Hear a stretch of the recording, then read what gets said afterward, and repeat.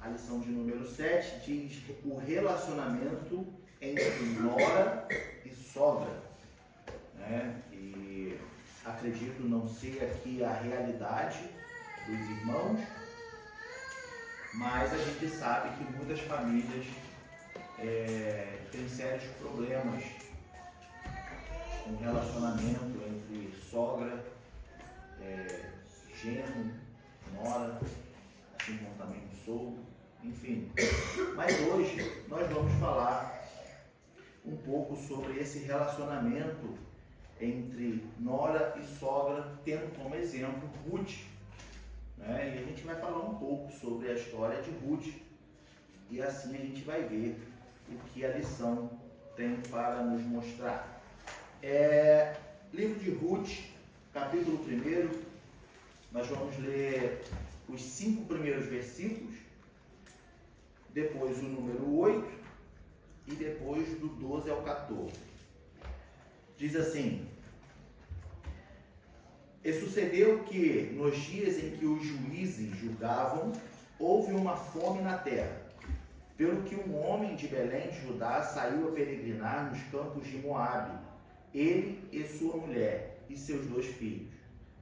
E era o nome deste homem Elimeleque, e o nome de sua mulher Noemi, e o nome de seus 2 filhos Malom e Quilion, efrateus de Belém de Judá, e vieram aos campos de Moabe e ficaram ali. Morreu Elimeleque, marido de Noemi, e ficou ela com seus 2 filhos, os quais tomaram para si mulheres moabitas, e era o nome de uma Orfa, e o nome da outra Ruth, e ficaram ali quase 10 anos. E morreram também ambos, Malom e Quilion, ficando assim esta mulher desamparada dos seus 2 filhos e de seu marido. Número 8. Disse Noemi às suas 2 noras: Ide, voltai cada uma à casa de sua mãe, e o Senhor use convosco de benevolência, como vós usastes com os falecidos e comigo. Agora do número 12 ao 14. Tornai, filhas minhas, ide-vos embora, que já muito velha sou para ter marido, ainda quando eu dissesse, tenho esperança, ou ainda que esta noite tivesse marido e ainda tivesse filhos. Esperá-los-ás até que viessem a ser grandes, desde-vos-eis por eles, sem tomar-de marido? Não, filhas minhas, o que mais amável a mim é do que vós mesmas, porquanto a mão do Senhor se descarregou contra mim. Carol, 14. Então levantaram a sua voz e tornaram a chorar, e Orfa beijou a sua sogra, porém Ruth se apegou a ela. Amém. Amados, estamos aqui diante de uma passagem, diante de uma lição, aonde o ponto-chave da lição é expor a honra, tá? É interessante a gente começar entendendo que houve uma crise econômica, tá? Em Canaã, de modo geral, em Judá. E essa crise econômica, uma seca. Se a gente for olhar, primeiro, tem 2 situações. Uma é, Deus já tinha avisado ao povo que como forma de castigo também traria seca na terra, tá? Porém, a gente olhando para Canaã e a gente olhando lá em Gênesis, quando Abraão sai de Canaã e vai para o Egito, a Bíblia diz que em Canaã já tinha seca. Por isso Abraão saiu de Canaã e foi para o Egito. Então a gente começa a entender que talvez em Canaã fosse algo, não vou dizer comum, tá? Não vou dizer comum, mas havia tempos que sim, havia seca. Sendo, como eu disse, por outro lado, se a gente for ler em Levítico, a gente vai ver Deus, Moisés falando com o povo que, olha, se vocês desobedecerem, então Deus vai fazer secar todas as árvores, vai secar a água da terra, e assim vocês terão fome. Deus sempre usou quando o povo se desviava, desobedecia, Deus usava a seca como uma forma de punição para com o povo. Então a gente vê aqui em Ruth, não a primeira situação de que uma coisa natural que acontecia em Canaã, como a gente viu no caso de Abraão, quando saiu de Canaã e foi para o Egito buscar recurso. Aqui a gente vê a seca como um castigo de Deus para o povo. Por quê? Se a gente for ler lá no capítulo 2 de Juízes, a gente vai ver que nasceu uma geração que não conhecia Deus. E essa geração, ela se afastou dos mandamentos do Senhor. Se afastando do mandamento do Senhor, começaram a adorar outros deuses e fazer aquilo que era bom aos seus próprios olhos. Na época dos juízes, nós sabemos que não havia rei em Israel, e então o povo, eles julgavam as causas, a princípio, fora da direção de Deus, de acordo com aquilo que eles achavam que era o certo. Com isso, com essa desobediência, lá começado no livro de Juízes, vamos só ler essa passagem que eu estou falando, é Juízes capítulo 2. Quer ver? O versículo, só para a gente aprender aqui e guardar, e a gente vai entender exatamente. Olha só. Ele fala de Josué, no capítulo 2, a partir do versículo 7, ele começa falando da morte de Josué, tá? E aí eles falam que enterraram Josué, não sei o que, tá? E aí no versículo 10, tá? A gente vê assim, ó. E foi também congregada toda aquela geração a seus pais, tá? E outra geração após eles se levantou, que não conhecia o Senhor, nem tampouco a obra que fizera a Israel. Veja bem, primeiro erro do povo, descumpriram um dos mandamentos, que era o que Moisés falou para eles: ensinarás essas leis a seus filhos, em casa, na rua, e passarás de geração a geração. A gente vê que isso não aconteceu com o povo depois que entraram para a terra de Canaã, tá? E aí no versículo 11 diz: então fizeram os filhos de Israel o que parecia mal aos olhos do Senhor, e serviram aos Baalins, tá? E aí o 12 diz: e deixaram o Senhor, Deus de seus pais, que os tirara da terra do Egito, e foram-se após outros deuses, dentre outros deuses das gentes que havia ao redor deles, e encurvaram-se a eles e provocaram o Senhor a ira. Então, como prova de que essa seca que tinha em Canaã, na época de Noemi, né, não era a seca que a gente vê lá em... Deixa eu ver aqui, só para a gente poder contextualizar o que eu estou falando, tá? É Gênesis, se eu não me engano, acho que é Gênesis 12.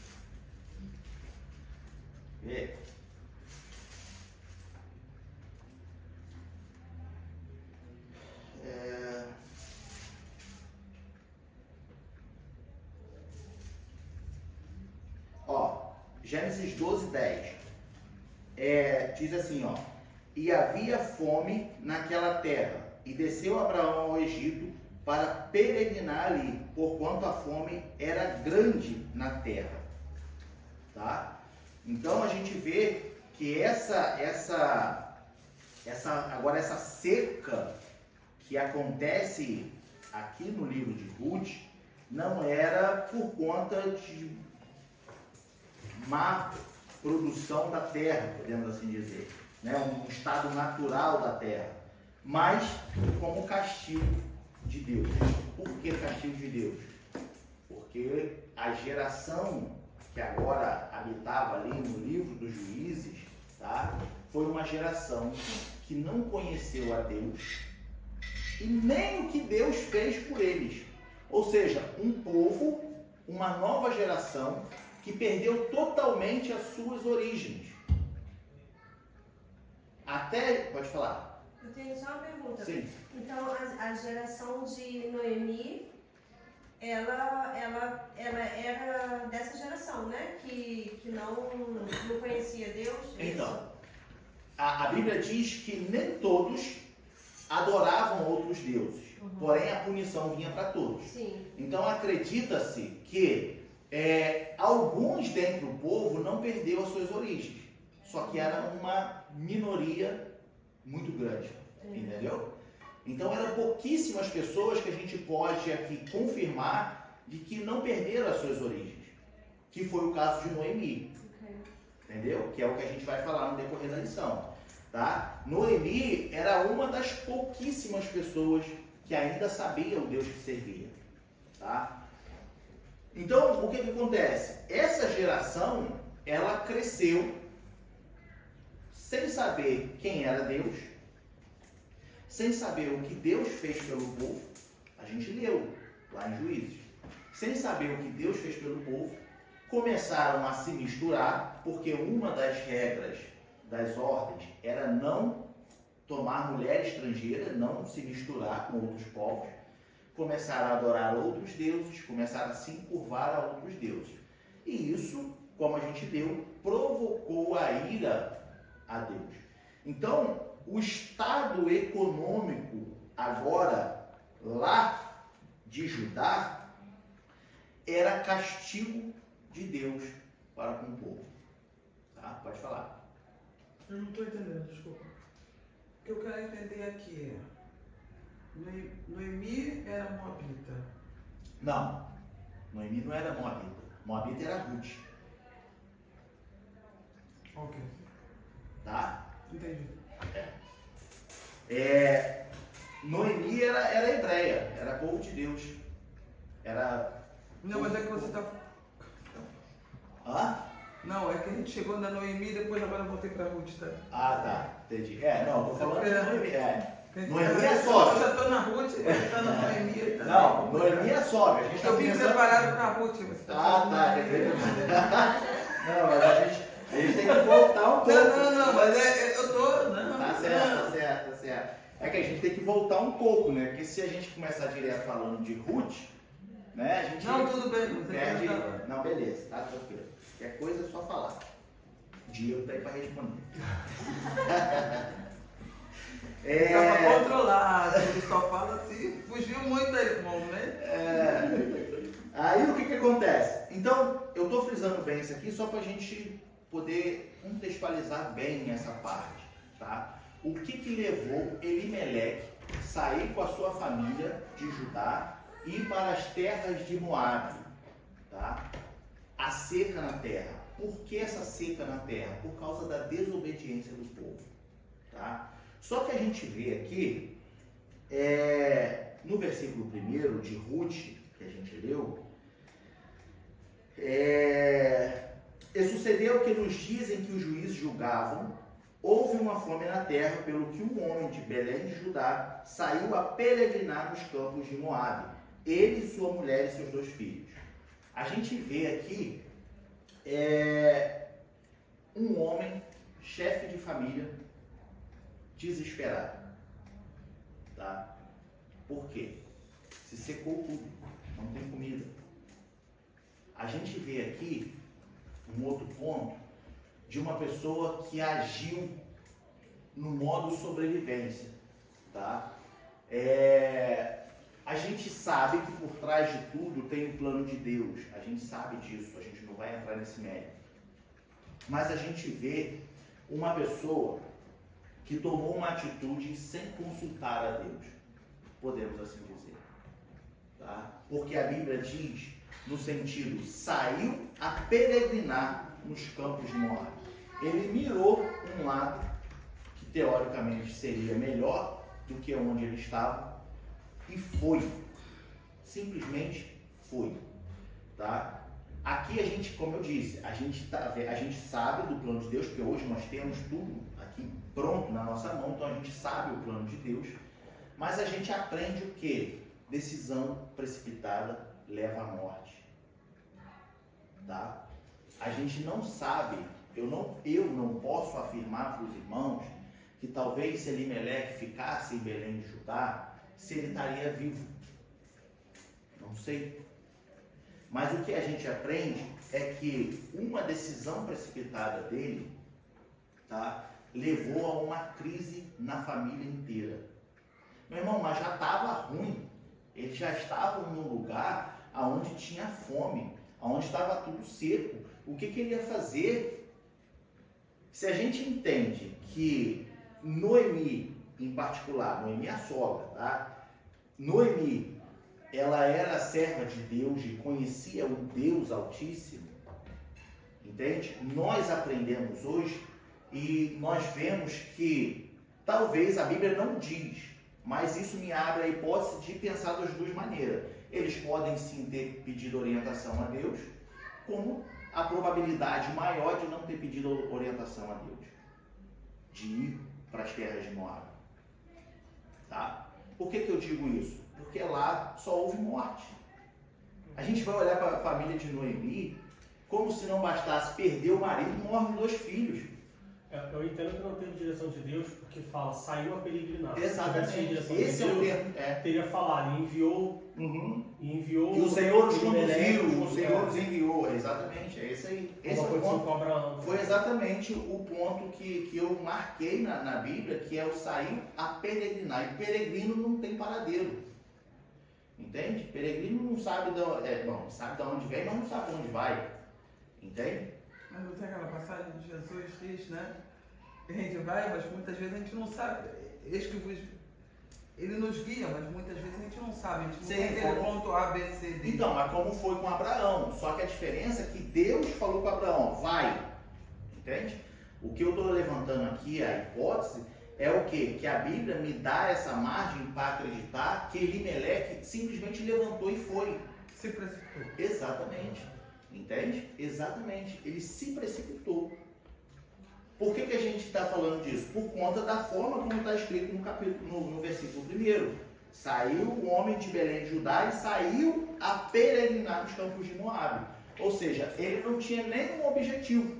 Ele olhou os campos de Moabe e falou, vou andar por aqui para ver se eu acho alguma coisa boa. Entende? Chegando em Moabe,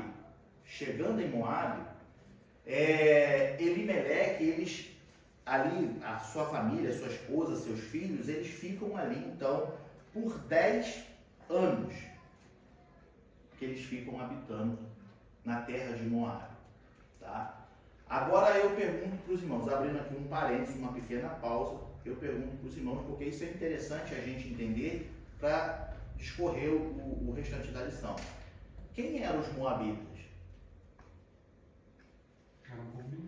Era um povo que Israel não matou e deixou para trás. Que devia ter matado, não matou, que era acordo com eles ficar lá. Sim, isso está certo. Mas o que? Que os irmãos entendem de Moabita? Inimigo do povo de Israel. Mas eles eram inimigos de todo mundo ali, né? Tipo, vizinho, ninguém se dava. E se eu falar para vocês que os moabitas eram parentesco com os hebreus? Sei que teve um povo que Josué fez acordo, mas ele não era moabita. Você tinha parentesco, então descendia daquele irmão de Jacó? Não Jacó. Ló. Os moabitas foi uma geração que nasceu a partir do incesto. Família de Ló. Tá? Por isso que os moabitas têm um grau de parentesco com os hebreus. Por isso, Deus não destruiu os moabitas lá atrás. Vamos lá em Deuteronômio, capítulo 2. Deuteronômio, capítulo 2. Deixa eu ver se eu vou.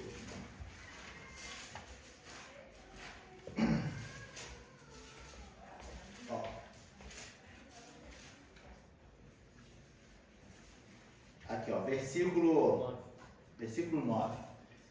Então, o Senhor me disse, tá? Isso é Moisés falando para o povo. Então, o Senhor me disse, não moleste a Moabe e não contenda com eles em peleja, porque te não darei herança da sua terra, porquanto tenho dado aos filhos de Ló por herança. Entende? Os moabitas tinham um grau de parentesco com os hebreus, por causa de Ló ser sobrinho de Abraão. Sendo que Deus poupou os moabitas, sendo que, mesmo Deus poupando os moabitas, como a gente acabou de falar, que os irmãos falaram, os moabitas eram um povo muito difícil de se viver.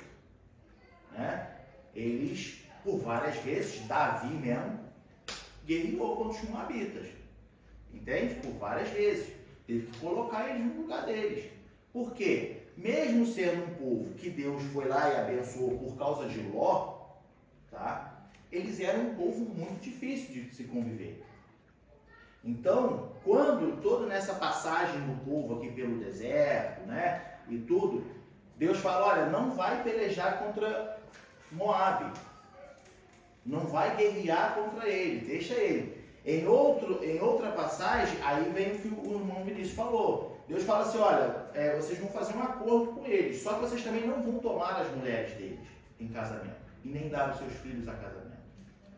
Ou seja, não vai se misturar. Deixa eles quietinhos lá, tá? Mas vocês não vão se misturar.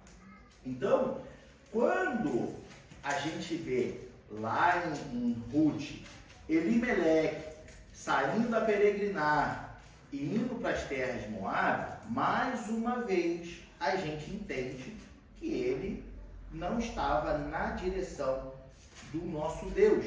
Ele estava tomando ali, então, uma decisão precipitada. Chegando em Moabe, eles habitam durante 10 anos. 10 anos morando nas terras de Moabe. E chegou lá, seus filhos, bom, a Bíblia não fala da idade dos filhos, pelo menos eu não me recordo de falar, mas a gente entende que ali os filhos cresceram ainda um pouco mais, arrumaram esposas, né? Primeiro morre o pai, né? Primeiro morre o pai, tá? Mas casando os filhos, tá? Então agora, teoricamente, a família, a gente pode pensar assim, a família estava ali organizada, né? A família estava organizada. Só que aí morre o pai, deixando a mãe a irmã Noemi, né? A Noemi em mais lençóis. Só que a Noemi ainda tinha os seus filhos, tá? Porque no versículo 3 diz assim, e morreu, isso do capítulo 1 de Ruth, tá?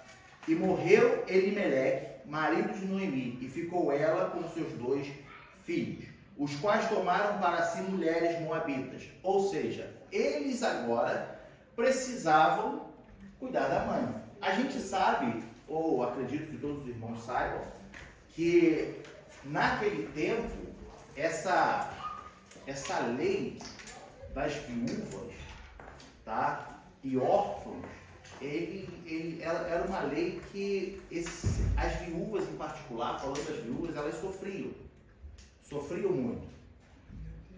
E com isso, a gente pode pegar como exemplo lá aquela viúva do profeta Eliseu, né? Que ele enche as botijas de azeite e fala assim, agora tu vai, vende, paga a sua dívida, né? E vive do resto. Por quê?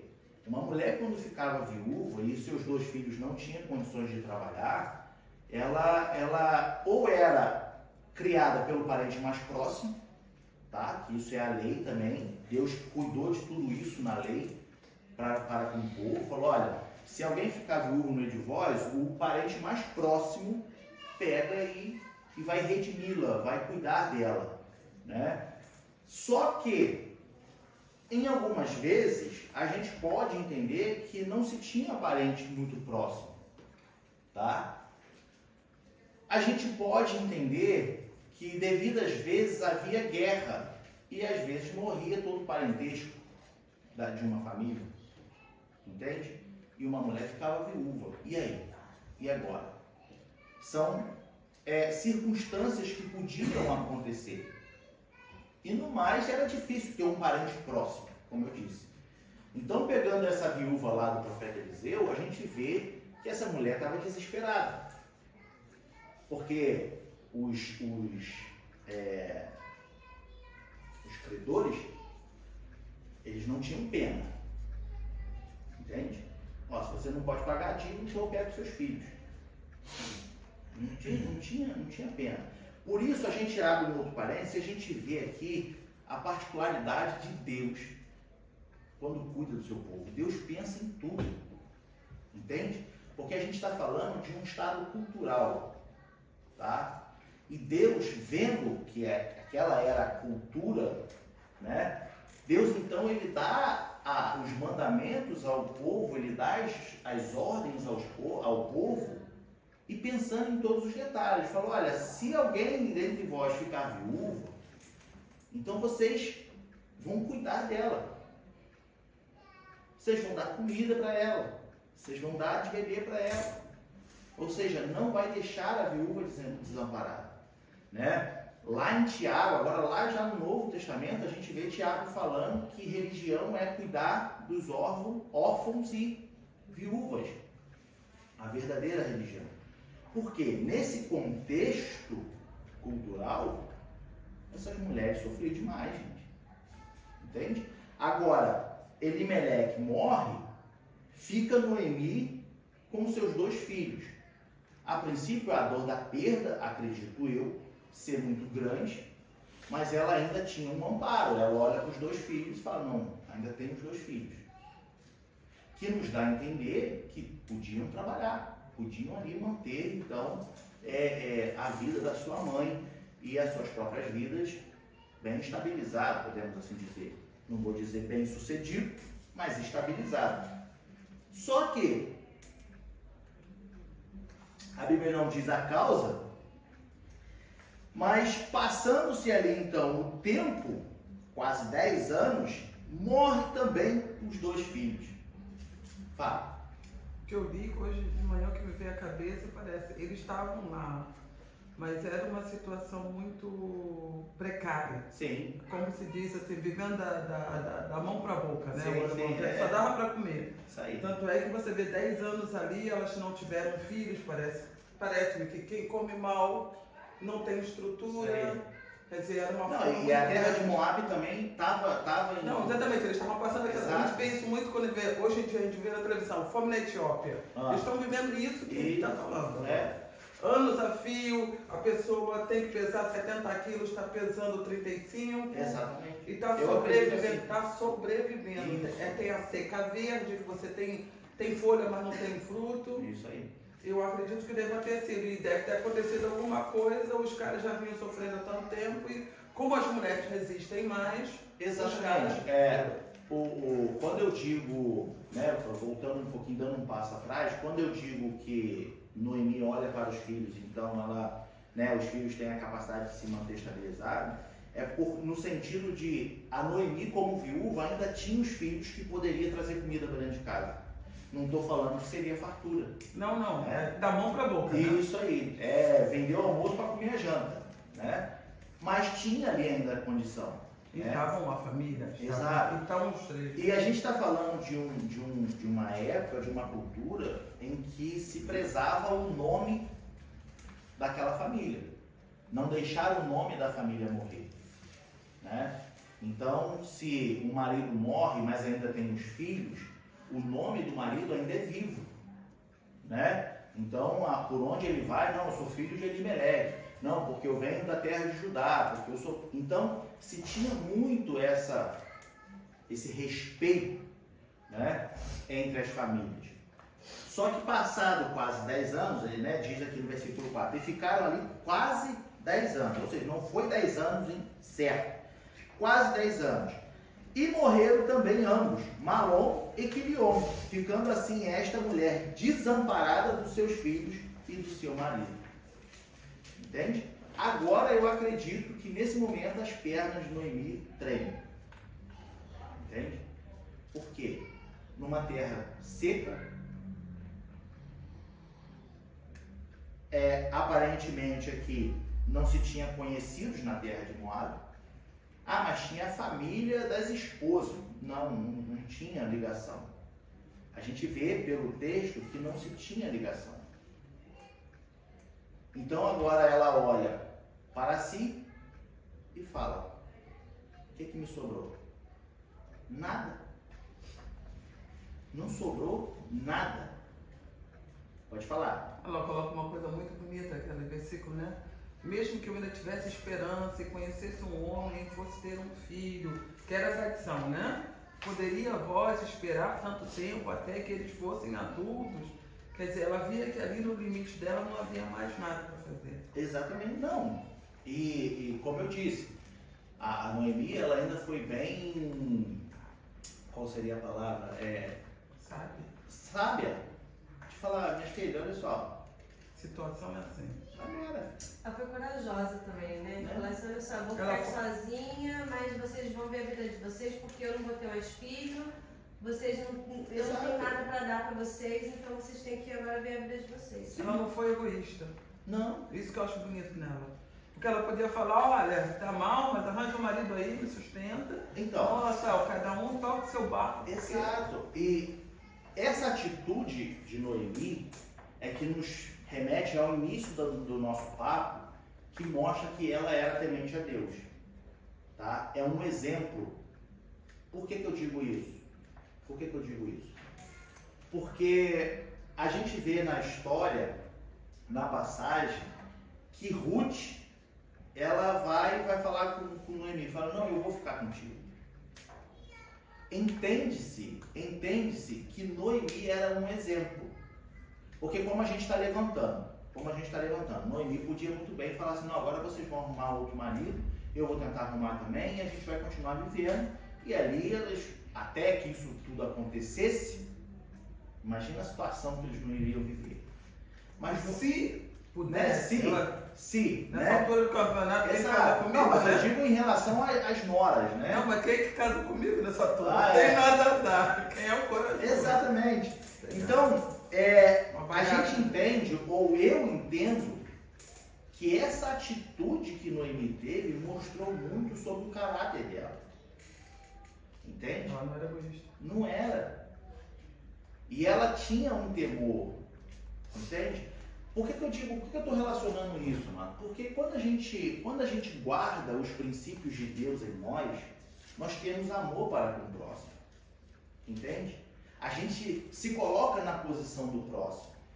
Quando a gente tem os princípios de Deus em nós, quando nós tememos a Deus, tá? O nosso coração, ele tem outro sentimento pelo próximo.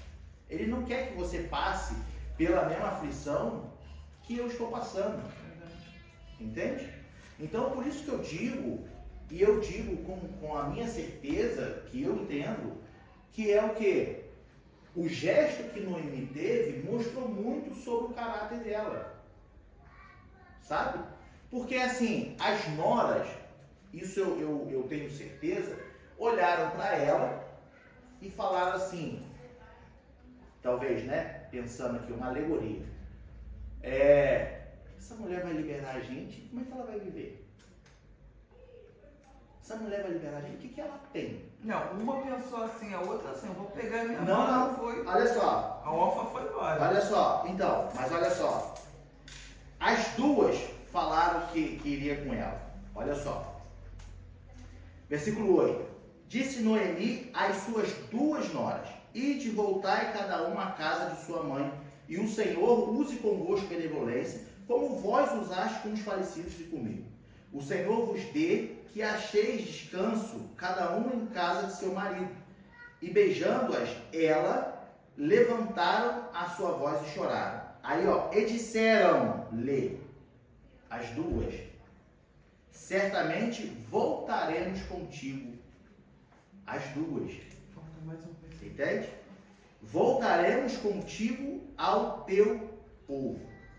Eu quero saber, e o 11 o que diz? Então, aí depois que vem o que volta Noemi dizer, olha, porém Noemi disse: tornai minhas filhas, por que irias comigo? Ou seja, elas falaram: sogra, estamos contigo.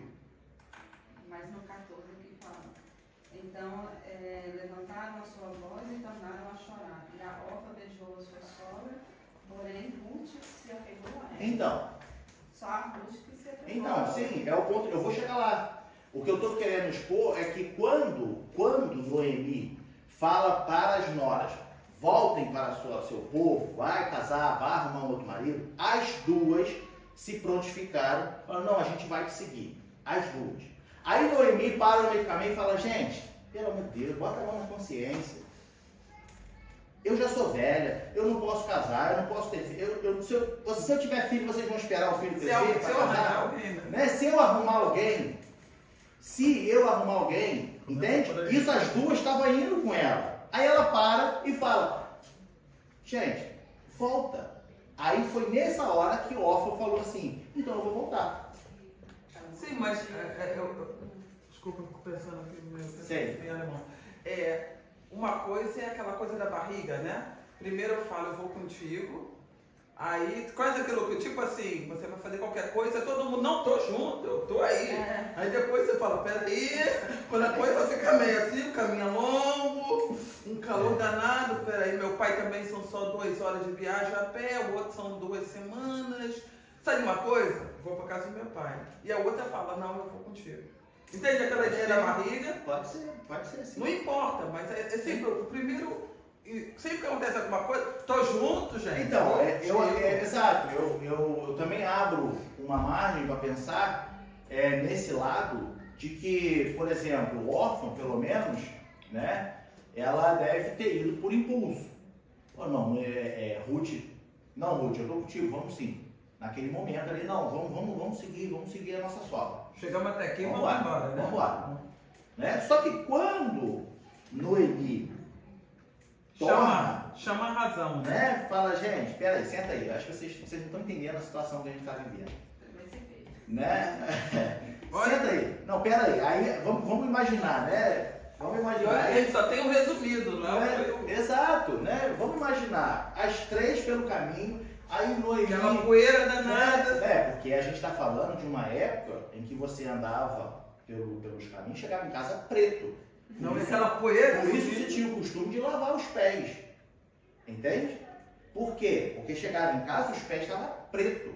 Porque não tinha sapatinho fechado. Não, podia até ter, mas a poeira... Não tinha. Era uma lapa de couro enrolado, não era nenhuma sandália.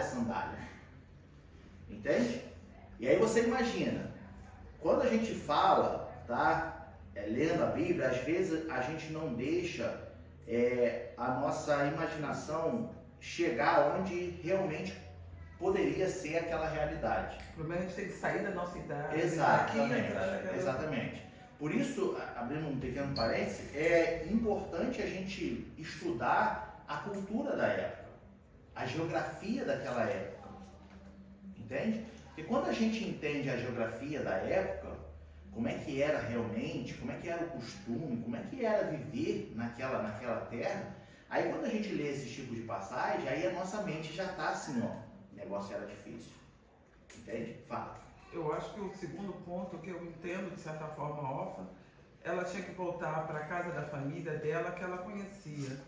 E ela ia seguir Noemi por uma família que ela não sabia se tinha mais ninguém. Eles já vieram fugidos da fome. Né? É muita fé.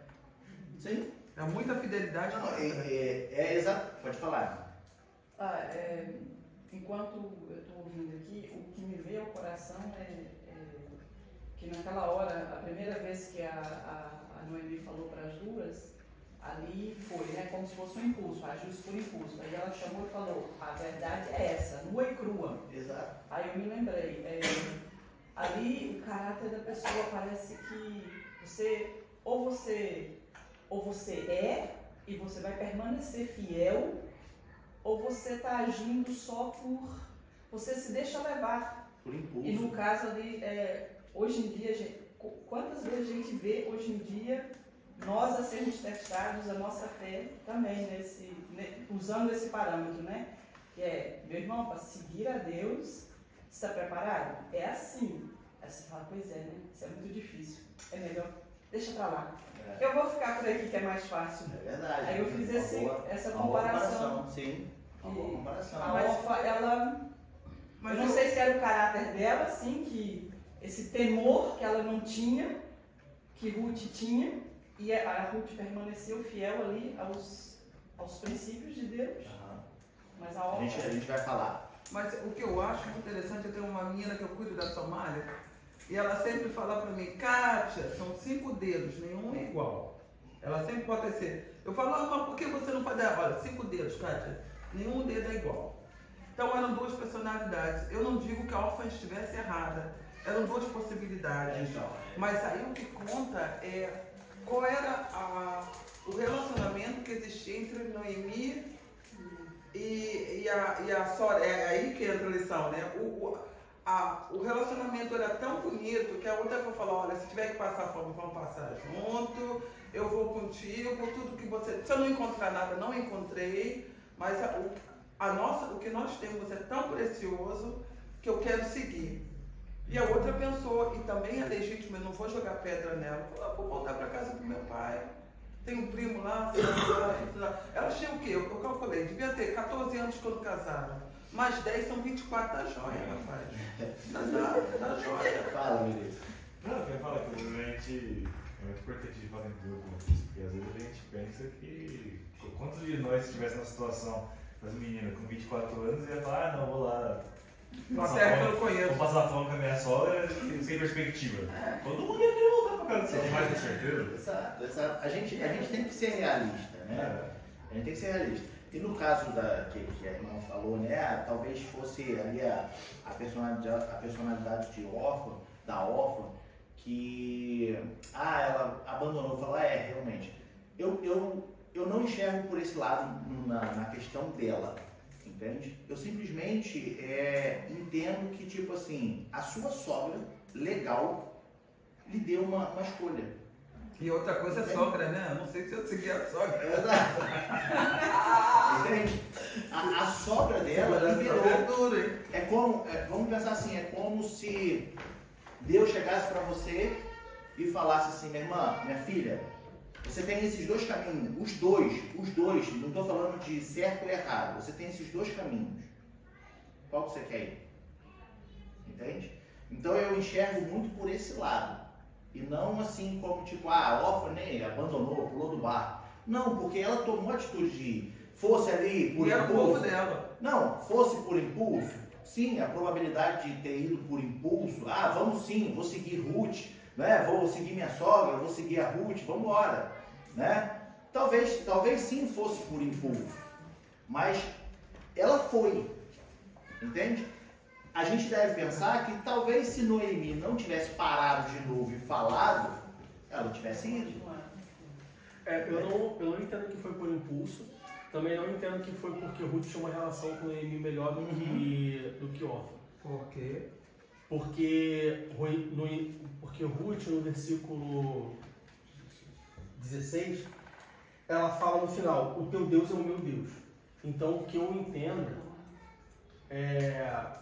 opinião pessoal minha, é que Ruth e Orfa vão com Noemi, começam ali, no meio do caminho, Ruth não não por impulso, mas porque realmente iam, porque vão voltar para casa, vão voltar para Canaã, para Belém, e lá vão ajudar e tudo mais, e vamos lá é melhor. No meio do caminho, Noemi fala para ela, olha só, não, bota as cartas ainda mais claras na mesa e fala, ó, não tem esperança, não tem nada. E aí, Orfa vê que, humanamente, a esperança dela tinha se acabado e decide voltar, mas Ruth, ela vê que ainda que a esperança humana tinha se acabado, Ruth vê a esperança em Deus. Porque ela fala o seu Deus, por isso ela o seu Deus é meu Deus. E por isso ela mas continua. Por que ela fala o seu Deus quando diz o nosso Deus? Porque ela era moabita.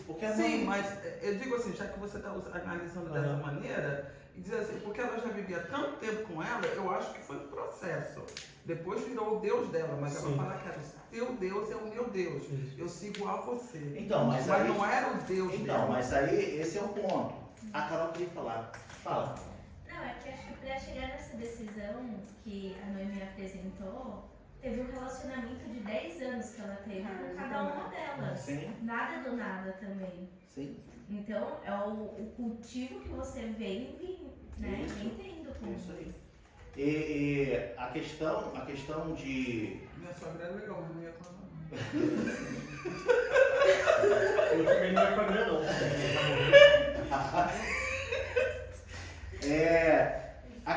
A questão toda é o seguinte, órfã, ela simplesmente aceita de tipo, tá bom, sogra, a senhora tá falando que é melhor eu ficar, então eu vou ficar. Ruth, ela chega e fala, como o Diego disse no versículo 16, né? Vamos ler no versículo 16. Vamos voltar ao 15, né? E a gente leu o 16. O 15 é quando o órfão acabou de deixar ela, né? Pelo que diz, eis que voltou tua cunhada ao seu povo e aos seus deuses. Aí responde o que a Cátia está falando. Por isso que ela falou, teu Deus é o meu Deus. Porque eles tinham deuses, tá? Que não era o Deus de Israel. Eis que voltou tua cunhada ao seu povo e aos seus deuses. Volta tu também após a tua cunhada. Disse, porém, Ruth, não me enches para que te deixe e me afaste de ti, porque aonde quer que tu fores, irei eu, onde quer que pousares à noite, ali pousarei eu. O teu povo é o meu povo, o teu Deus é o meu Deus. Tá? Por que ela diz o teu e não o nosso? Por causa da cultura dela. Ah, mas volta de novo o outro versículo. Volta. Qual? O 15? Peraí. Quer ver? Eis que voltou a tua cunhada ao seu povo e aos seus deuses. Volta tu também a tua cunhada. Eu acho interessante esse versículo porque ela, de certa forma, é até liberal. Entendeu? Ela não é assim, o meu Deus é o certo, vem pra mim. Entendeu? Ela deixa a oportunidade. E eu acho que aí eu acho interessante a decisão dela. Sim. Mas aí ela fala, o teu Deus é o meu Deus. Ali ela faz uma decisão. Né? E a partir daí muda a história. Então, isso abre um parênteses que a gente poderia ficar aqui o dia inteiro falando. Uma vigília, né? A gente poderia ficar aqui falando. Pode entrar, fica à vontade. A gente poderia ficar aqui falando o dia inteiro. Tá?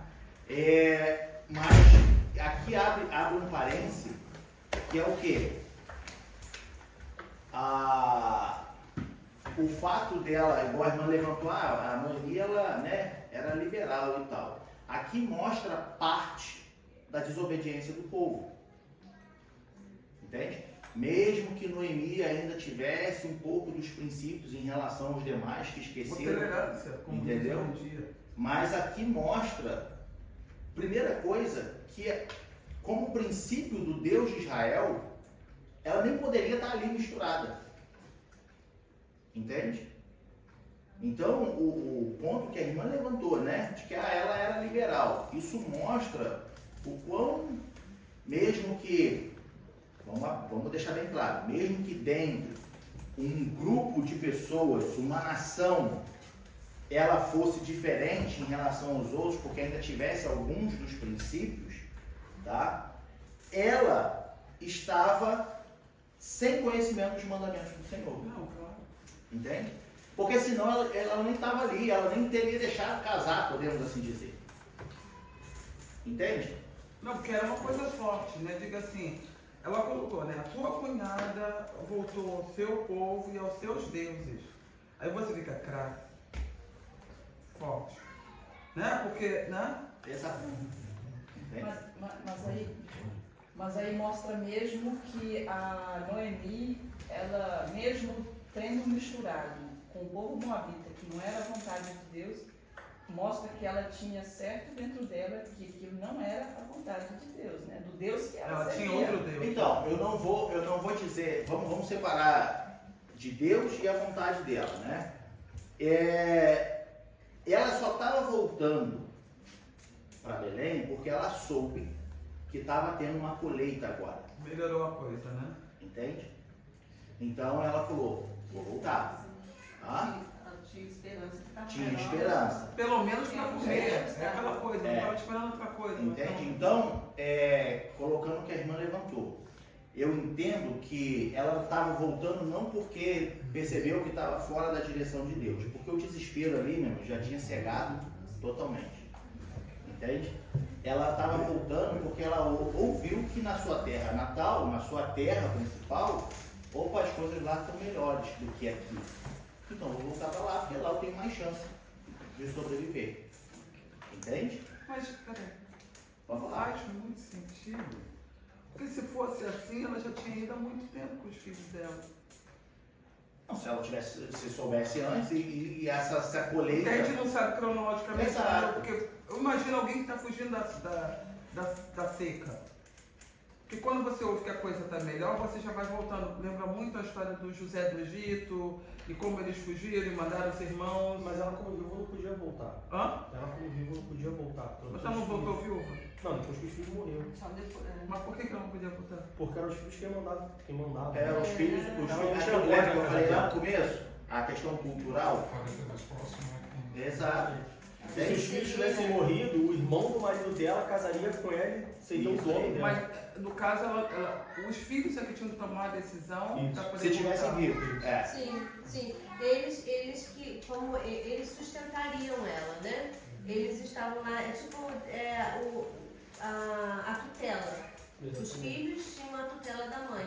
Como eles eram casados lá, eram estabilizados lá, então Estabilidade não era, não, quer dizer, não, estabilizados em termos, né? Ela sobreviveu. Estava passando o Pois é, apertado. morreram. Nordestino despassando a peneira, né?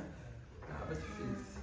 É isso aí, entende? Então, o ponto que a irmã Maria levantou, eu entendo que simplesmente foi a necessidade, não sim a consciência espiritual, podemos assim dizer, falando assim, não, eu estou aqui, mas não era para eu estar aqui, não era para a gente ter se misturado.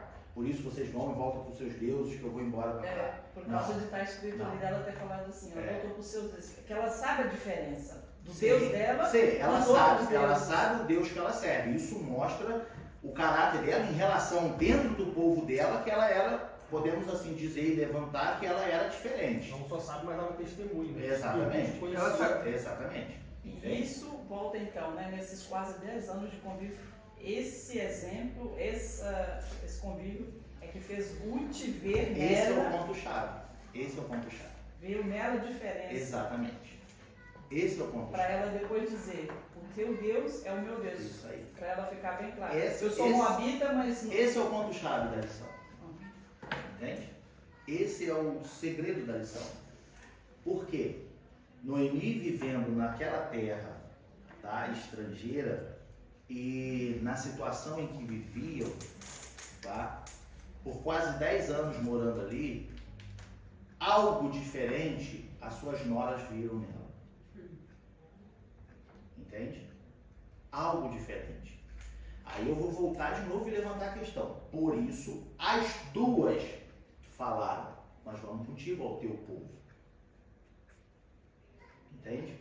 Porque entende-se que Noemi, ela ali no meio daquela situação toda, agora viúva, né? E tendo que ali agora vender o almoço para comer a janta e vender a janta para comer o almoço, as suas noras viram algo diferente nela. Entende? A Bíblia não nos descreve em detalhes o comportamento de Noemi nesses quase 10 anos. Em todos esses problemas, né? Exato, mas a gente pode sim imaginar, tá? Pegando como base a atitude dela de falar, minhas filhas, não vem comigo, eu não tenho mais nada para oferecer, volta para casa do pai de vocês, vai arrumar outro marido, vai ser feliz, né? Isso, pegando como base esse versículo, a gente pode aplicá-lo aos quase 10 anos que ela viveu, que sim, Noemi ela tinha uma personalidade, ela tinha um caráter diferente. O que chamou a atenção das suas noras. O que levou Ruth a falar assim, não, ó, Orfa foi, minha cunhada foi, mas eu não quero ir. Eu vou contigo. E agora o teu Deus vai ser o meu Deus. O teu povo vai ser o meu povo. Nesse momento, tá? Ruth, ela tá abrindo mão de tudo que ela, de todos os princípios dela, como Moabita, tá? Todos os princípios dela. Ela estava abrindo mão e falando agora, olha, o teu Deus é o meu Deus. Ela não falou assim, o teu Deus vai ser como um dos meus deuses. Isso mostra, e como a gente gosta sempre de frisar, a Bíblia ela é muito minuciosa. E ela sempre deixa tudo muito bem claro. A gente é que não percebe. Porque se haviam deuses, ela poderia simplesmente falar, não, agora o teu Deus vai ser como um dos meus deuses. Entende? A forma como ela fala, de assim, ó, o teu Deus agora é o meu Deus. Deixa a Kátia falar comigo. Eu vejo uma diferença muito grande entre Ruth e Raquel, né? Porque a Raquel foi também com o marido dela, mas o Deus dele não foi o Deus dela. Ela tinha aqueles cercado pelos sete lados, dela. Exatamente. E apesar de ser uma mulher muito importante da Bíblia, a gente não tem nenhuma posição espiritual assim nela, né? Sim. A briga dela mais era como mulher, como posição. E a Ruth vem de um lado, de uma posição totalmente diferente, né? Ela pega esse Deus que aparentemente ali ela não tinha muito, não, era só esperança que seria melhor, porque não tinha nada visível. Era aquela coisa da fé, né? Fé é crer naquilo que não se vê. E até mesmo quando ela encontra lá o Moab, eu não acho nenhum par, podia arranjar coisa melhor, eu acho ele, eu acho ele meio velho para ela, mas tudo bem. Mas, e ela foi de cabeça, ela foi honesta, e ela fez, e ela deixou a história, e ela entra na genealogia de Jesus. Que coisa maravilhosa, né? É isso aí, fala, Fran. Me vem assim em mente, quando ela fala que o teu Deus é o meu Deus, teu povo é o meu povo, ela se converte. Sim, ela deixa a identidade dela de Moabita e fala assim, não, agora eu sou parte do reino, né? Eu sou parte do povo de Deus. E é muito lindo, né? Entender isso. A profissão de fé dela, né? Exatamente, é muito... Mas esse, como é que se fala? Essa tipificação que está nos mostrando, entende? De conversão, de abrir mão de todos os costumes, de todas as suas origens, de todos os seus princípios e seguir a Deus, entende? Foi a atitude de Ruth.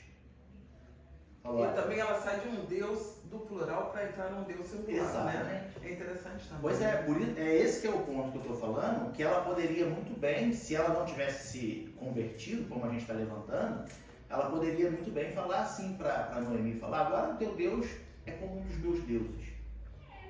Também acredito no seu Deus. Também acredito. Mais um na minha lista. Não, mas a forma como está escrito e a forma como nós lemos e entendemos, é que ela falou assim, olha, em outras palavras, em minhas palavras, ela falou assim, sogra, quase 10 anos eu convivo contigo. Em quase 10 anos eu vi que os meus deuses não são nada perto do seu Deus. Então agora, o teu Deus é o meu Deus. Eu não quero nem saber de onde eu vim. Eu quero saber para onde eu vou. E para onde eu vou é contigo. Porque agora o teu povo também é o meu povo. Aleluia. Entende? Um povo que ela não conhecia. O povo estranho, totalmente estranho. Entende? Então, Deus, ele abençoa agora a caminhada das duas por causa de uma atitude de honra, lealdade. Entende? Tanto da parte de Noemi para com Ruth e Ruth com Noemi. Quando Ruth e a Orfa decidiu ir com Noemi, eu acredito também que as duas pensaram assim, como todas elas ficaram viúvas, elas falaram, vamos ajudar a nossa sogra, né? Isso aí. E depois foi mudando. É isso aí. Entende? Esse é o ponto. Elas olharam e falaram assim, como é que essa mulher vai sobreviver? Mas tem aquela palavra, matar ou morrer, né? Eles chegaram naquele ponto. A Orfa falou. Exato, entende? Então agora Deus abençoa, tá, a atitude das duas. E quando chega em Belém, quando chega de novo a sua terra natal, né, está acontecendo lá agora uma nova colheita, certo? Quando chega lá e acontece uma nova colheita, agora a Ruth, ela se dispôs, falou assim, olha, não, eu vou para o campo. Eu vou para o campo e eu vou lá colher as espigas de milho, os amarradinhos, né? Não, porque o que caía de fora era por direito do Então, aí é o ponto que eu vou chegar. Eu vou lá colher, porque o que eles deixam para trás, eles não podem mais voltar para pegar. Era exatamente para que eles estavam passando fome. Para as viúvas, para os órfãos, né? Lembra que eu falei lá no começo da lição? Que olha como que Deus pensou em todos os detalhes para cuidar do seu povo, né? Agora, era a lei, tá? E direito de Ruth poder chegar lá e pegar desses amarrados, né? Do que caía, do que ficava para trás, né? Se a gente for ler lá em Deuteronômio, capítulo 24, deixa eu ver aqui. 24, versículo, deixa eu ver. 19 a 21. Ó, quando no teu campo cegares a tua cega e esqueceres uma gavela é um amarrado, tá? É um punhado, sim. Então eles colhiam, sei lá, um exemplo, milho. Escolhia o milho, aí fazia aquele amarrado, aquele fecho de milho, entende? E jogava, sei lá, na sacola, no lombo do burro, não sei, do animal lá que ia puxar aquilo, tá? Então ele diz assim, quando esqueceres uma gavela no campo, não tornarás a tomá-la. Para o estrangeiro, para o órfão e para a viúva será, para que o Senhor teu Deus te abençoe em toda a obra das tuas mãos. Quando sacudires a tua oliveira, não tornarás atrás de ti a sacudir os ramos. Para os estrangeiros, para o órfão e viúva será. Quando vindimares a tua vinha, não tornarás atrás de ti a rebuscá-la. Para o estrangeiro, para o órfão, para a viúva será o restante. O que a gente entende aqui? Que ao longo desses 10 anos convivendo com Noemi, Ruth aprendeu sobre o Deus de Israel. Porque como é que Ruth vai tomar a decisão? Agora não, eu vou para o campo. Era povo estranho, a gente não está falando isso o tempo inteiro? Era uma terra estranha. Aí a gente vê a conversão de Ruth e a gente vê a personalidade de Noemi em ensinar para Ruth. A convivência dos 10 anos, o exemplo, o testemunho. Entende? Porque quando chega na terra de Noemi, tá? Ruth fala, não, eu vou para o campo, porque eu sei que lá vai ter coisa pra gente. Mas ela sabe. Agora tem duas possibilidades. Uma é que as pessoas falam, né, do povo tal, se faz tal coisa, também é possível. E a outra que eu imagino esses 10 anos de fome, que elas sentavam juntos, aí você tem tão bonitos os salmos que diz que sentávamos e contávamos como era, e ela ficava dizendo, no meu povo é assim, assim, isso não iria passar, porque a gente tem isso e isso. Exato. E você fica ouvindo aquela coisa e sonhando, como diz a Bíblia. Exato. Ouvíamos e sonhávamos, né? Exato. Entende? Então a gente vê uma Noemi que ela, tipo, em meio a toda a dificuldade, em meio a toda a crise que estavam vivendo, a gente entende que de alguma forma ela falou um pouco do povo dela, tá? Bastante, né? Modesta parte. Então ela ensinou para Ruth. Quando chega, então, Ruth na terra de Noemi, ela fala, não, eu vou para o campo. Vou para o campo porque lá eu sei que a gente vai ter comida. E a Bíblia diz que Ruth, ela vai para os campos. Voltando um pouco, dando um passo atrás, quando Noemi chega à sua cidade, as pessoas se assustam. Falam, cadê teu marido? Morreu. Cadê teu filho? Morreu. Morreu todo mundo. Entende? Quando Ruth vai para o campo e começa a colheita, né, começa a pegar lá os restos que ficam para trás, Então, passado-se o tempo, chega o dono de uma das fazendas em que Ruth estava.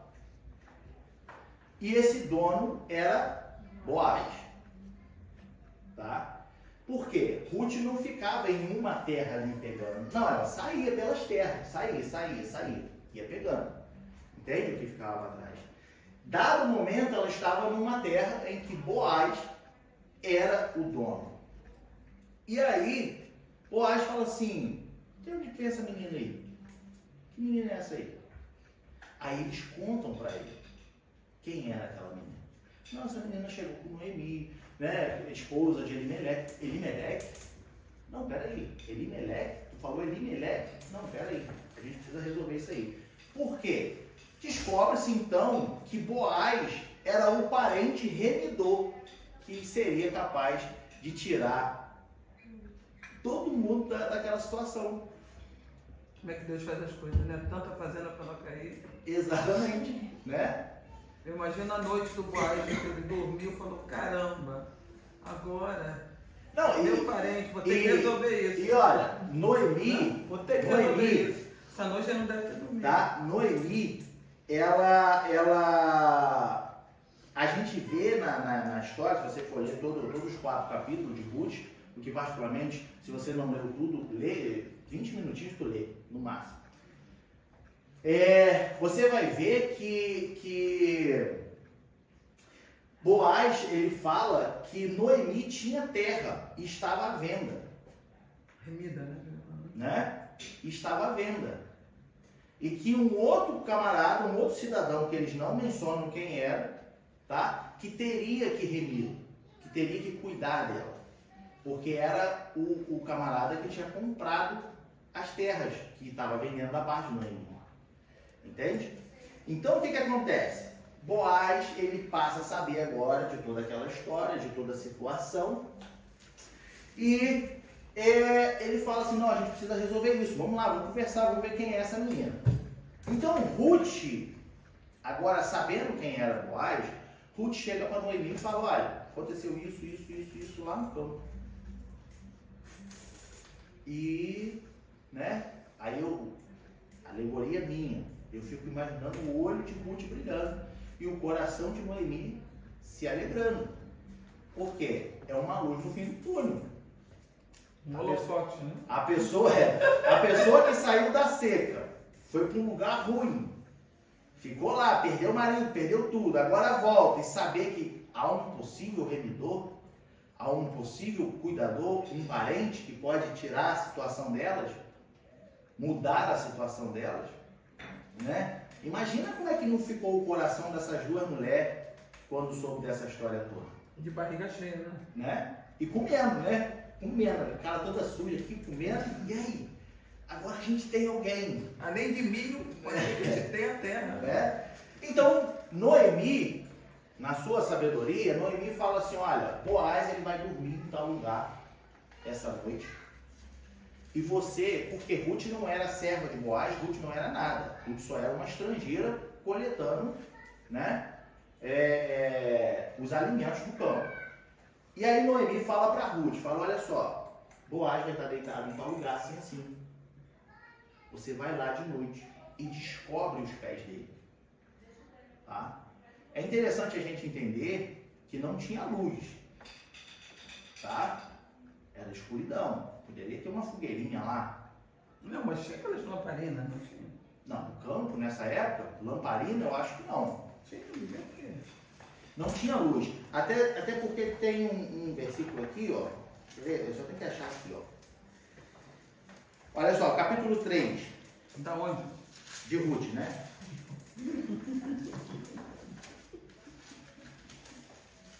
A Bíblia é grande. Nascia, me perdoa. Deixa eu ver aqui, porque tem uma parte. Capítulo 3, versículo 14.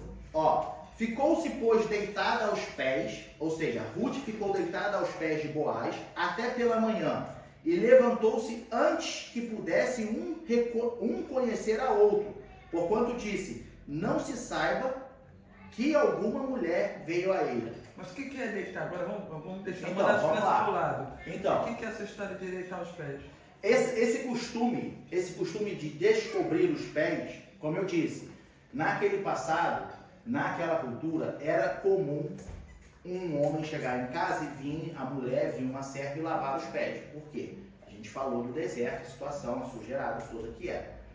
Quando uma mulher entrava à tenda de um homem e lhe descobria os pés, normalmente era uma serva que cuidava dos pés do seu senhor. Entende? Então, quando Ruth ela entra na tenda e descobre os pés de Boaz, entende? Ele entende que seria uma das suas servas. Entende? É isso aí. Ela não se deitou com ele, ato consumado, mas ficou aos pés dele como serva. Entende? Eles não tiveram relacionamentos. Entende? Mas num gesto de serva, ela entrou na tenda, descobriu os pés e ali a gente entende que ela cuidou, massageou, limpou e dormiu aos pés dele. Como assim, olha, eu sou tua serva, eu estou aqui para te servir. Mas cá entre nós é meio estranho. Hã? É meio estranho. É costume da época. Porque nada aconteceu, né, Alvin? Não, mas não vai. Por quê? Porque assim, ele não sabia. É meio estranho. Entende? Ele não sabia exato quem estava ali. Eles conversaram e aí diz aqui. Irmão, vamos passar adiante. Que eles puderam. Não, vamos falar, olha. Não foge do assunto agora, não. Eles ficaram ali, eles conversaram, tá? Mas eles não podiam se ver rosto a rosto. Por isso que eu digo que era escuro. Mas não foi mais ou menos essa situação? Me lembra muito quando foi Jacó, quando trocou a Lia pela Léa, não foi? A Lia pela Raquel, de noite, né? Que ninguém sabia quem era quem. Só no dia seguinte que dava pra... Não foi Jacó, foi o quê? Um casamento. Um casamento. Lembra? Tá com a história do escuro. Aqui a história com Ruth é diferente, porque quando ela entra, tá? Que diz assim nesse capítulo 3, versículo 8 e 9, né? Diz assim, ó, e sucedeu que pela meia-noite o homem estremeceu e se voltou, e eis que uma mulher jazia a seus pés. À meia-noite a Tá? serva... Pois é. Aí o que acontece? E disse ele, quem és tu? E ela disse, sou Ruth, tua serva. Entende? Ela não era serva. Quando fala, sou Ruth, tua serva, ela está falando em outras palavras assim, olha, sou Ruth, aquela mulher do campo, eu quero ser sua serva. Entende? Essa foi a estratégia de Noemi. Vai lá e se deita aos pés dele, então ele vai te receber. Fala. Foi realmente uma estratégia, né? Estratégia. Foi que Noemi, olha, fez todo um plano, olha, a gente tem um remidor. Como nós temos um remidor, você vai lá, descobre os pés dele, se faz serva dele e tudo vai Exato. Falado, é mais fácil falar do que fazer, mas... Não, mas assim, mas foi assim a estratégia. A estratégia foi essa. Não, eu entendo. Entende? Porque não foi uma coisa assim, olha só, você vai lá em casa com ele. Não, foi assim, você vai se mostrar serva dele. Né? Sim, eu estou aqui para te servir. Exatamente. Entende? Então, o que acontece? Ele aí, seguindo o versículo 9, diz assim, sou Ruth, tua serva.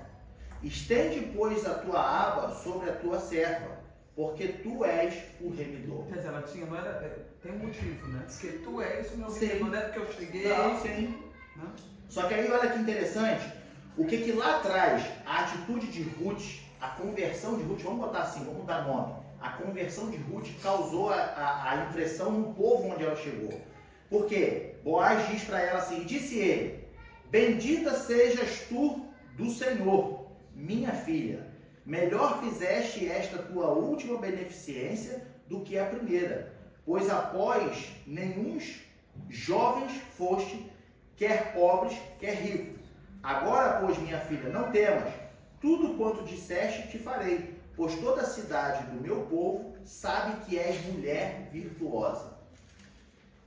Por que ele fala, toda a cidade do meu povo sabe que és mulher virtuosa? Porque a fama, o que Ruth fez, correu pela cidade. Entende? Antes, né?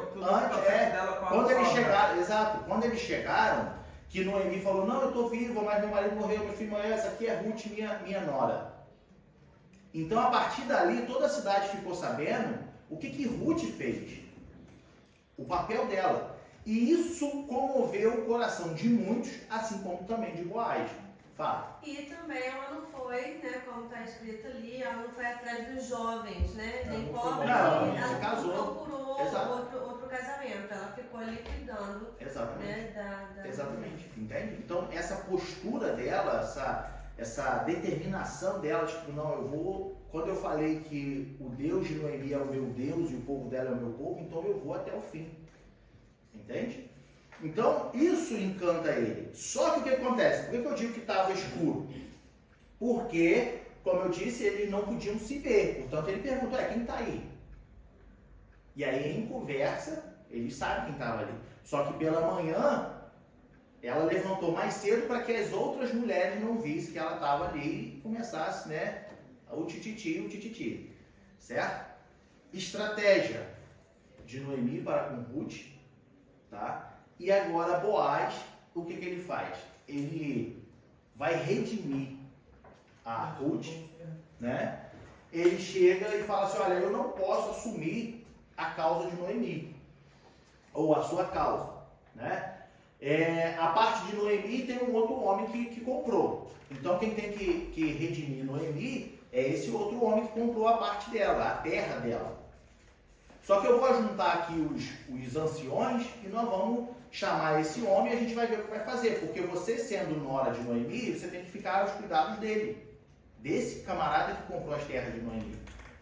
Aí eles chamam o camarada e aí explica para ele, olha, essa situação aqui. Aí o camarada fala assim, olha, Noemi, eu posso ficar. Agora, pode ficar, não sei, eu não quero Ruth. Ele tem que dividir a herança dele. Ele teria que dividir a herança dele. Então, para ele não era interessante. Entende? E ele tinha essa escolha, ele tinha essa opção. Então, legalmente, ele falou, não, pode, eu não quero. Eu abro mão de Ruth. E aí, Boaz, então, ele se casa com Ruth. Né? Porque em conversa com os anciões, porque na época dos juízes, eles chamavam os anciões, chamavam ali os que tinham mais experiência, se assentavam e conversavam. Né? Então chegava a parte que estava o homem, a pessoa que queria fazer o acordo com ele, e com os anciões eles aprovavam, está aprovado, está fechado o acordo, é isso? Então, beleza, a partir de agora é dessa forma. Então Boaz, ele casa com Ruth, dando assim, então, o início a um relacionamento e entrando para a genealogia de Jesus Cristo. E ela ainda faz da sogra a avó, né? Exato. Muito bonita essa né? parte. Não, é que você falou agora, que Ruth entra para a genealogia de Jesus, lá em Lucas. E a Kátia falou um pouco antes sobre a diferença de Ruth e Raquel, que Ruth escolheu ser exclusivo, ter Deus como Deus exclusivo, e Raquel não, Raquel ficou ali com todo mundo. Raquel não entra na genealogia de Jesus. Não. Porque não é. E nem foi enterrado com... Não foi. Com Jacó, né? Porque Jesus é filho de Judá e Judá é filho de Leia. Raquel perdeu a oportunidade. Exatamente. E Ruth, sendo forasteira, teve... Então, assim, pra gente encerrar, que já está exatamente em cima da hora. Mas ainda tem uma pergunta. Pode falar, então. Porque Jesus falou que eu vos trarei a divisão entre a sogra e a sua nora. A sogra e a nora? Entre pais e filhos. Jesus fala, aquele que quiser vir a mim, não aborrecer seu pai, sua mãe. Eu tenho que ver esse versículo. Né? Esse versículo é um... Mas é interessante passar com a... Sim, aquele que quiser me seguir, ou aquele que quiser vir a mim, e não aborrecer o seu pai, a sua mãe, o seu irmão, e assim mesmo não pode ser o meu discípulo. A união de Ruth com Noemi não era porque as duas eram boazinhas, era porque o Deus era o mesmo. Exatamente. Se o Deus não for o mesmo... Era exatamente o que a gente ia levantar. Entende? Então a questão toda é, existe discórdia dentro da família, muitas das vezes, por conta dos deuses que se servem dentro de uma família. Verdade. É verdade. Entende? Então começa aí Família de Jacó, nós exemplo disso. Começa aí a briga de interesses, né? Não, porque eu quero servir a Deus. Não, porque eu sou budista. Ah, porque eu quero servir a Deus. Não, porque eu sou espírita. E aí começa a briga de interesse. Aí faz sentido. Se você quer ser meu discípulo e não aborrecer teu pai, tua mãe e até si mesmo, não pode ser meu discípulo, entendeu? Então, agora, Ruth, uma estrangeira, entra para a geração, né, de Jesus, para a genealogia de Jesus, tá? Para a gente encerrar, isso mostra que na genealogia de Jesus Cristo havia estrangeiro, tá? Havendo estrangeiro, mostra que Jesus veio para todas as nações. Aleluia. Entende? Quando a gente olha para a genealogia de Jesus Cristo, a gente vê que tinha estrangeiros nos pais de Jesus Cristo. Mas isso é justamente para mostrar que Jesus agora, como Redentor, como Salvador, ele veio para todas as nações. Todos, independente da nação, da cultura, dos outros deuses que adorava, quando se arrepende e o confessa, ele está de braços abertos para receber. A atitude de Ruth para com Noemi trouxe bênção para toda a família. A lealdade, a honra e principalmente a confissão ao Deus de Israel. Receber a Deus, abrindo mão de todos os seus princípios, confessando a Deus como seu Deus, abrindo mão de todas as suas origens e falando, não, agora aonde tu for eu irei, agora aonde tu deitar eu deitarei, agora o teu Deus é o meu Deus. Isso nos mostra que quando nós queremos seguir a Jesus Cristo, quando nós confessamos ao Senhor, todas as coisas cooperam para o bem daqueles que amam a Deus. Só que, só para a gente meditar rapidamente, Romanos 8, 28, que é esse versículo, né? Romanos 8, 28.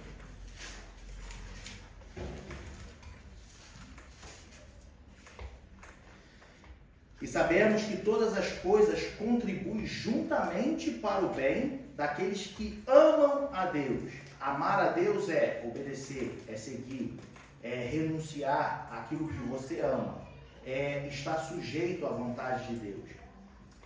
Ah, porque todas as coisas cooperam para o bem daqueles que amam a Deus, daqueles que servem, daqueles que seguem, daqueles que obedecem. E ainda assim, ele ainda continua, daqueles que são chamados por seu decreto. Todas as coisas cooperam para o bem não é de qualquer um. É daquele que ama e daquele que é chamado. Entende? Não vamos pegar a parte A do versículo e sair aplicando a torta direita, porque não vai acontecer, a pessoa vai se frustrar e aí vai ainda ter a chance de falar contra Deus. Então, entendamos, todas as coisas cooperam para o bem, primeiro, dos que amam a Deus, os que se submetem a Ele, os que obedecem a Ele, os que reconhecem os seus mandamentos, os que vivem a sua lei. Depois, daqueles que são chamados. As coisas não cooperam para o bem, vindo da parte de Deus, para qualquer um. Amém?